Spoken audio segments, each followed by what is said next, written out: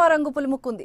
Makeup వేసుకుని ఎన్నికల్లో తమ నటనా కౌశల్యాన్ని పరీక్షించుకునేందుకు సిద్ధమైంది. కొందరు లొకేషన్ చూసుకుని ఎక్కడ పోటీ చేస్తే గెలుస్తామో అవకాశం అనే టికెట్ ఇచ్చే డైరెక్టర్ ఎవరో, ఖర్చు భరించే నిర్మాత ఎక్కడున్నాడో వెతుక్కుని మరీ రంగప్రవేశం చేస్తుంటే, మరికొందరు తమ అభిమాన పార్టీల అధినేతలకు ఉడతభక్తి సాయం చేసేందుకు పార్టీ కండువాలు కప్పుకుంటున్నారు. మొత్తంగా కొట్టకుండానే ఈ దఫా చాలా మంది ఎన్నికల రంగస్థలం ఎక్కారు.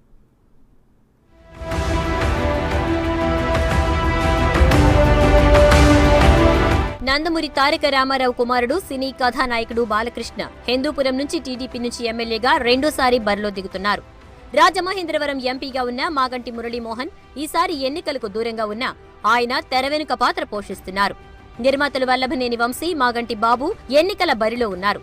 కథానాయిక దివ్యవాణి, వాణి విశ్వనాథ్ కొద్ది నెలల క్రితం టీడీపీలో చేరారు. ఇక తెర వెనుక ప్రచార పటాలు, టీవీ ప్రకటనల రూపకల్పన బాధ్యతలను దర్శకులు బోయపాటి శ్రీనివాస్, మరికొందరు దర్శకులు భుజానికెత్తుకున్నట్లు సమాచారం. ఏపీ ప్రతిపక్ష వైసీపీలో సినీ గ్లామర్ ఒక్కసారిగా పెరిగిపోయింది. ఎన్నికల ప్రచారంలో సినిమా స్టార్లను ఉపయోగించుకోవాలని వైసీపీ సన్నాహాలు చేస్తోంది. గ్రామీణ వాతావరణంలో సినిమా తారలకు ఎక్కువ ఆదరణ ఉంటుంది కాబట్టి రాబోయే సాధారణ ఎన్నికల్లో సినిమా తారలతో ప్రచారం చేయించాలన్నది వైసీపీ అధిష్టానం వ్యూహంగా తెలుస్తోంది.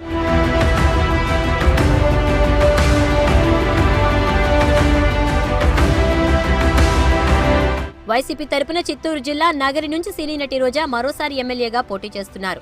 ఇప్పటి వరకు వైఎస్ఆర్ కాంగ్రెస్ పార్టీలో క్రియాశీలకంగా వ్యవహరించిన ప్రముఖ సినీ నటుడు పృథ్వీరాజ్ కు సముచిత స్థానం ఇచ్చారు.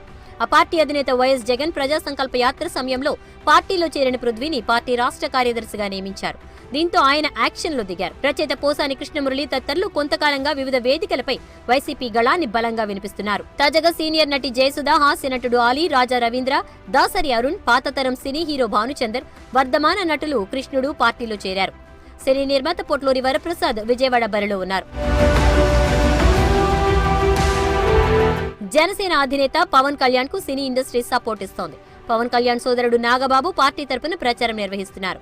జబర్దస్త్ ఫేమ్ ఆది ఆ పార్టీ తరపున ప్రచారంలో పాల్గొంటూ ఉండగా శకలక శంకర్ తదితరులు బహిరంగంగా మద్దతు తెలుపుతున్నారు.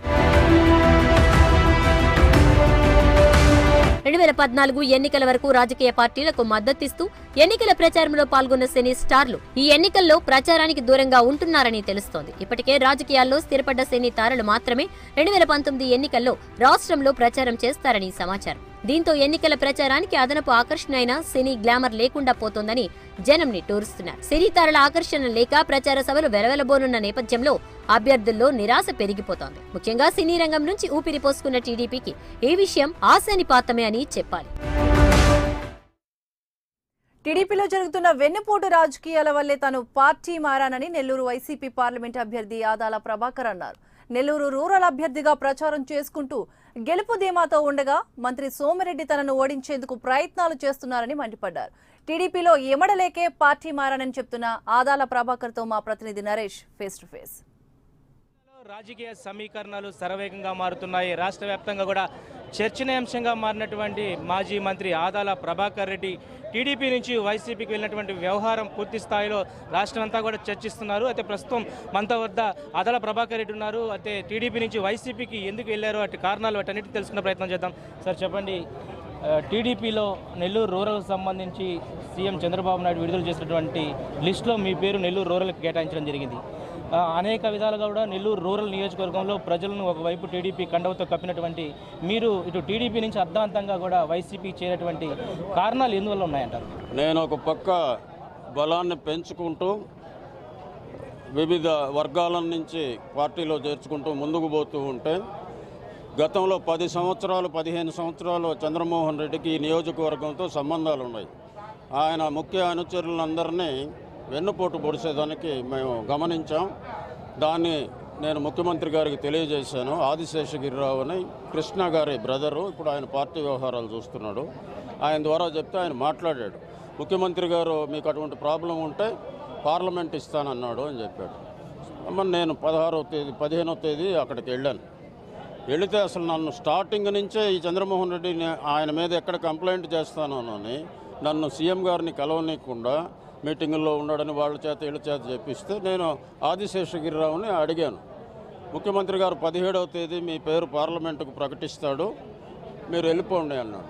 సార్, మొత్తానికి టీడీపీ నుంచి వైసీపీకి వెళ్ళడానికి సోమిరెడ్డి చంద్రమోహన్ రెడ్డి కారణం అని చెప్తున్నారు. 100% ఆయనే కారణం. నేను కావాలంటే ఎదురెదురుగా కూడా చెప్పగలను. మరో విధంగా గతంలో టీడీపీకి సంబంధించి పార్లమెంట్కి మీకే ఇస్తామని చెప్పారు. కాకపోతే పార్లమెంటుకు నాకు వద్దు, ఏదైతే పార్లమెంట్కి సంబంధించినటువంటి 7 స్థానాలు నేను సూచించిన అభ్యర్థులనే సూచించండి, లేకపోతే నాకు కేటాయించాల్సినటువంటి కోవూరు అయితేనేమి, నెల్లూరు రూరల్ అయితే మీరే అడిగినట్టు తెలుస్తుంది. మరి ఈరోజు కోవూరు కాకుండా రూరల్ ఇచ్చారు. కోవూరు అడిగాను, కోవూరు కానీ పార్లమెంటు కానీ అడిగాను. వీళ్ళందరూ గూడు పుట్టాన్ని చేసి కోవూరులో నన్ను ఏం చేయలేరు. రూరల్లో అయితే కత్తులతో పడవచ్చు అని చెప్పి ప్లాన్ చేసుకున్నారు. వాళ్ళే పెద్ద మహా తెలివిగలవాళ్ళు అనుకుంటారు. అవతల వాళ్ళకి కూడా కొంత తెలివి ఉంటుంది. ఓటర్లను మోసం చేసి వైఎస్ఆర్సీపీ పార్టీలో జంప్ అయ్యారని కూడా ప్రచారం సాగుతుంది. అదే తరుణంలో నిన్న అత్యవసర కోవూరుకు సంబంధించి ఏదైతే రూరల్ సంబంధించినటువంటి కార్యకర్తలతో కూడా సోమిరెడ్డి చంద్రమోహన్ రెడ్డి, ఇటు నారాయణ గారు అందరూ కూడా సభలో మాట్లాడుతూ కూడా ఈ విధమైనటువంటి మోసపూరితమైన వ్యవహారం ఆదాల ప్రభాకర్ రెడ్డి నారాయణ గారు ఆస్తి తీసుకున్నానా, సోమిరెడ్డి గారు ఆస్తి తీసుకున్నానా, చంద్రబాబు గారు ఆస్తి తీసుకున్నానా, తెలుగుదేశం పార్టీ ఆస్తి తీసుకున్నానా, ఇంకా చిరస్థాయిగా నా ఆస్తే వాళ్ళ దగ్గర నిలబడి ఉంది. ఆ కట్టిన బిల్డింగ్, ఆఫీస్ బిల్డింగ్ నేను కట్టించింది మొత్తం. వణికిపోయి నిన్నంతా మీటింగులు పెట్టుకొని ఒక 20 మంది చేత మాట్లాడించి గందరగోళం చేశారు. దమ్ముంటే రమ్మనుండి చంద్రమోహన్ రెడ్డితో ఎదురుగా. నిన్నటి వరకు టీడీపీ జెండాతో ముందుకెళ్ళినటువంటి ప్రచార ఆర్భాటాలతో మీరు ఈ రోజు నుంచి కూడా వైఎస్ఆర్సీపీ జెండాతో, మరి అదేవిధంగా కొంతమంది నాయకులతో అయితే నేను నమ్మిన సిద్ధాంతానికి కట్టుబడి ఉండేవాడిని. నిన్నటి వరకు తెలుగుదేశంలో ఉన్నాను. తెలుగుదేశంలో తెగదెంపులు చేసుకున్న పాట వైసీపీలోకి వస్తే వైసీపీకి కట్టుబడి ఉంటాను. చంద్రమోహన్ రెడ్డి అనుయాయులకో కట్టుబడి ఉన్నాను. అవసరం కూడా నాకు లేదు. ఇప్పుడు నాకు ప్రత్యర్థి చంద్రమోహన్ రెడ్డి. ఏ సర్వే తీసుకున్నా నేను గెలుస్తారని వచ్చింది రూరల్లో. నేనేం ఓటమికి భయపడిపోలేదు. వీళ్ళ వెన్నుపోట్లకు భయపడి పోయాను. లాస్ట్ మినిట్లో గందరగోళం చేయొచ్చు, మనం అనుకున్న ఓట్లన్నింటినీ ఆపేయచ్చు. అటు వీళ్ళ చేత ఎన్నుపోట్లు పొడిపించుకొని ఈ పార్టీలో ఉండటం అంత అవసరమా నాకు? చివరిగా ఏదైతే రాజమోహన్ రెడ్డి ఎంపీగా కూడా కొనసాగుతారంటూ కూడా ఇప్పటికే జిల్లా వ్యాప్తంగా కూడా ఆయన పేరు ఖరారైంది అనుకుంటున్నారు. మరి చివరి నిమిషంలో మీరు ఇటు టీడీపీ నుంచి వైసీపీకి వెళ్ళి ఈరోజు ఎంపీ స్థానానికి కైవసం చేసుకున్నారు. మీ ఇద్దరి మధ్య ఎలాంటి అయోధ్య ఉంది? మరి అలాగే కార్యకర్తలు ముందుకెళ్తారంటారా? ఆయన్ని కలిసి వాళ్ళ కుమారుడు ఆత్మకూరులో పోటీ చేస్తున్నాడు. వాళ్ళ బ్రదర్ ఉదయగిరిలో పోటీ చేస్తున్నారు. వాళ్ళు మాకు దగ్గర బంధువులు, మాకు వియ్యంకులే అవుతారు. అక్కడేం మాకేం పొరపచ్చాలు ఉండవు. అది ఇది మొత్తానికి వైఎస్ఆర్సీపీ పార్టీ గత ఉదయాన్నే విడుదల చేసినటువంటి 25 స్థానాల్లో నెల్లూరు స్థానాన్ని కైవసం చేసుకున్నటువంటి ఆదాల ప్రభాకర్ రెడ్డి ప్రస్తుతం కూడా జిల్లా వ్యాప్తమే కాదు రాష్ట్ర వ్యాప్తంగా చర్చనీయాంశంగా మారిందని చెప్పుకోవచ్చు. ఏదైతే టీడీపీలో తనకు అవమానాలు జరిగాయి, ఈ సోమిరెడ్డి చంద్రమోహన్ రెడ్డి తన ప్రధాన కారణం టీడీపీ నుంచి వైసీపీకి వెళ్ళడానికి. ఏదేమైనా కూడా తక్కువ సమయం ఉన్నప్పటికీ వైఎస్ఆర్సీపీ పార్టీ ఎంపీ స్థానాన్ని నేను కైవసం చేసుకోబోతున్నాను, దమ్ముంటే సవాల్ విసురుతున్నాను. పార్టీ నేతలే కాదు, పార్టీ కేడర్ ఎవరు వచ్చినా కూడా ప్రజల వద్ద తనకున్నటువంటి సానుకూలత ఏదైతే విజయ అవకాశాలను ఏమాత్రం కూడా తీసిపోనివ్వనని 2019 ఎన్నికలే విజయ లక్ష్యం సీఎం ఏదైతే జగన్మోహన్ రెడ్డిని చేసే వరకు కూడా మేమందరం కూడా కృషి చేస్తామని చెప్తున్నటువంటి ఆదాల మాట ప్రస్తుతం మనం. ఇది ప్రస్తుతం ఆదాల అప్డేట్స్. కెమెరా పర్సన్ సునీల్తో నరేష్, AP 24.